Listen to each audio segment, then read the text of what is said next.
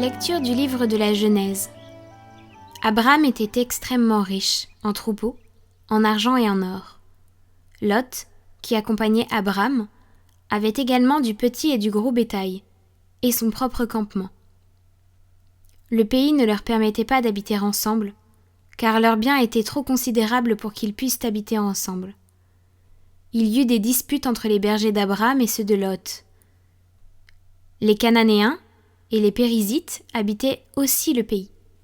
Abraham dit à Lot : « Surtout, qu'il n'y ait pas de querelle entre toi et moi, entre tes bergers et les miens, car nous sommes frères. N'as-tu pas tout le pays devant toi ? Sépare-toi donc de moi. Si tu vas à gauche, j'irai à droite.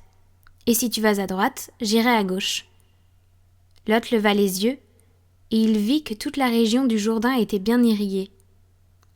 Avant que le Seigneur détruisît Sodome et Gomorrhe, elle était comme le jardin du Seigneur, comme le pays d'Égypte quand on arrive au delta du Nil. Lot choisit pour lui toute la région du Jourdain et il partit vers l'est. C'est ainsi qu'ils se séparèrent. Abraham habita dans le pays de Canaan et Lot habita dans les villes de la région du Jourdain. Il poussa ses campements jusqu'à Sodome. Les gens de Sodome se conduisaient mal et ils péchaient gravement contre le Seigneur. Après le départ de Lot, le Seigneur dit à Abraham : « Lève les yeux et regarde, de l'endroit où tu es, vers le nord et le midi, vers l'orient et l'occident. Tout le pays que tu vois, je te le donnerai, à toi et à ta descendance pour toujours. Je rendrai nombreuse ta descendance, autant que la poussière de la terre. Si l'on pouvait compter les grains de poussière, on pourrait compter tes descendants. Lève-toi, parcours le pays en long et en large. C'est à toi que je vais le donner. » Abraham déplaça son campement et alla s'établir aux chênes de Mambré, près d'Hébron. Et là, il bâtit un autel au Seigneur.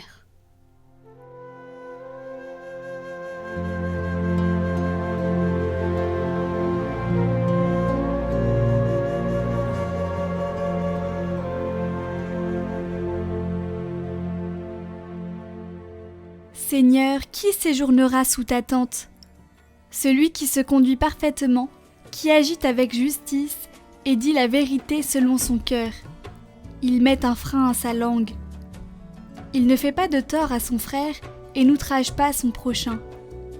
À ses yeux, le réprouvé est méprisable, mais il honore les fidèles du Seigneur. Il ne reprend pas sa parole, il prête son argent sans intérêt. N'accepte rien qui nuise à l'innocent, qui fait ainsi demeure inébranlable.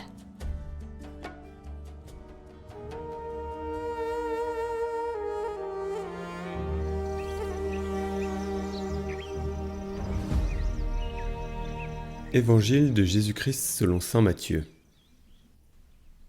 En ce temps-là, Jésus disait à ses disciples : « Ne donnez pas aux chiens ce qui est sacré. Ne jetez pas vos perles au pourceau, de peur qu'ils ne les piétinent, puis se retournent pour vous déchirer. Tout ce que vous voudriez que les autres fassent pour vous, faites-le pour eux, vous aussi. Voilà ce que disent la loi et les prophètes. Entrez par la porte étroite. Elle est grande, la porte. Il est large, le chemin qui conduit à la perdition. Et ils sont nombreux, ceux qui s'y engagent.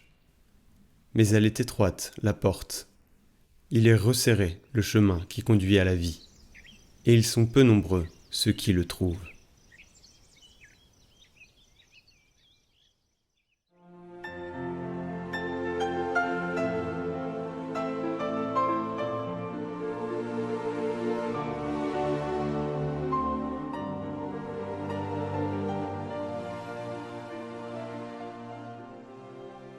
Jésus ne veut pas nous tromper en disant « Oui, ne vous inquiétez pas, c'est facile. Il y a une belle autoroute et au bout une grande porte. » Il ne nous dit pas ça. Il nous parle de la porte étroite. Il nous dit les choses telles qu'elles sont. Le passage est étroit. Dans quel sens ? Dans le sens où, pour être sauvé, il faut aimer Dieu et son prochain, et cela n'est pas confortable. C'est une porte étroite, parce qu'elle est exigeante. L'amour est toujours exigeant. Il demande un engagement, voire un effort, c'est-à-dire une volonté déterminée et persévérante de vivre selon l'Évangile. Saint Paul l'appelle le bon combat de la foi. Il faut faire des efforts chaque jour, toute la journée, pour aimer Dieu et son prochain.